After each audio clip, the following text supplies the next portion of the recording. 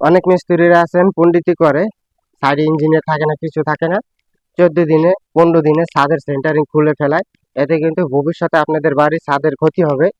তো অবশ্যই ছাদের সেন্টারিং সারার সময় আপনাদের রুমের স্প্রেডিং ছোট হোক বড় হোক, ছাদের গুলো 21 দিন রাখার চেষ্টা করবেন কাঠবাস।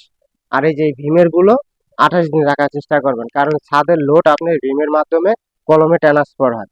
তো আপনাদের নিয়মের বাইরে যদি কাজ করতে চান তাহলে আপনাদের ভবিষ্যতে আপনাদের বাড়ির ক্ষতি হবে।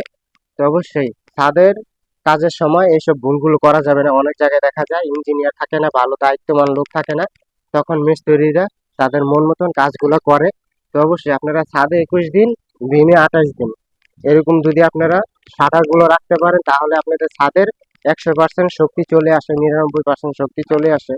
তো এই ভুলগুলো আমাদের দেশে সচরাচর হয়ে থাকে। এই ভুলগুলো করা যাবে না। এই ভুলগুলোই করলে আপনাদের বাড়ির ভবিষ্যতে ক্ষতি হবে।